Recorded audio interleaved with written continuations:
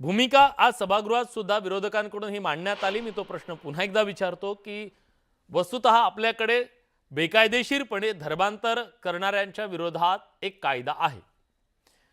मग प्रश्न विचारला जातोय की हा नवीन कायदा कशासाठी आणि त्यानं आपण काय साधणार आहोत। आपल्या इथे घटनेने सगळ्यांना धर्म स्वातंत्र्य दिलेलं आहे हम्म, आणि बळजबरीने धर्मांतरण होत असेल तर त्याला विरोध करण्याची तरतूद, त्याला थांबवण्याची तरतूद कायद्यामध्ये आहे। पण या कायद्याच्या मर्यादा लक्षात घेता हम्म, आणि या कायद्यावर मात करून गेल्या अनेक वर्षांमध्ये जी धर्मांतरणाची प्रकरणं वाढली, ती धर्मांतरणाची प्रकरणं ही प्रेमाची प्रकरणं नाहीत। ही धर्मांतरणाची प्रकरणं स्वेच्छेने झालेल्या धर्मांतरणाची नाहीत। हम्म, एखाद्याचं मतपरिवर्तन झालं, विचार परिवर्तन झालं आणि त्याने धर्मांतरण केलं की मला हिंदू धर्मातल्या या रूढी परंपरा आवडल्या नाही, हिंदू धर्म आवडला नाही, मला इस्लाम आवडला नाही म्हणून मी हिंदू होतो आहे, मला ख्रिश्चनिटी आवडली नाही म्हणून मी हिंदू होतो आहे, मला हिंदू धर्मातलं हे पटलं नाही म्हणून मी मुसलमान होतो आहे, असं अपवादात्मक उदाहरण असेल।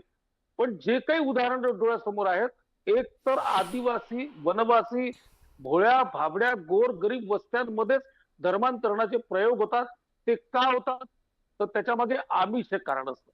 हा, प्रेमविवाहाला बंधन नाही, पण नेहमी सीमाची समीना का होते? सीमेसोबतच एखादा अकबर, सीमेसोबतच एखादा जावेद लग्न का करत नाही? शोभा नाव असलेल्या मुलीची शबाना का होते? शबानाच झाली पाहिजे का तेव्हाच विवाह होईल का? हम्म, जर तुमचं प्रेम आहे तर सीमा आणि जावेद, शोभा आणि अकबर हे एकत्र नांदू शकणार नाहीत का?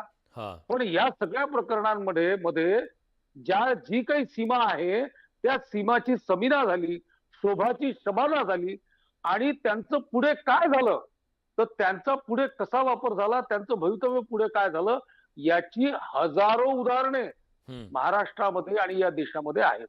हम्म, याचा अर्थ सरळ आहे की कुठल्या तरी आमिषाच्या आधारावर, कुठल्या तरी भावनिक स्तरावर समज नसताना आणि कायद्यातली पळवाट वापरून, हम्म, मला सांगा विलासजी, मी तुम्हाला प्रॅक्टिकल अनुभव सांगतो हा, की एखादी मुलगी एखाद्या मुलाच्या प्रेमात पडते। अगदी तुम्ही जे सुरुवातीला बोललात हम्म, की सांगताना तुम्ही म्हणालात की प्रेम करण्याचा अधिकार नाही का, निश्चित काही लोकांचं प्रेम हे प्रामाणिक असू शकतं, हम्म, त्याच्यावर शंका घेण्याचं कारण नाही। हम्म, पण कोणाच्या तरी एखाद्या जावेदच्या प्रेमामध्ये एखादी सीमा पडते आणि ज्या दिवशी ती मुलगी उडवली जाते घरून हम्म, किंवा ती पळून जाते, तिथून सुटकी सरशी अर्ध्या तासाच्या आत कसं काय सगळं मॅनेज होतं?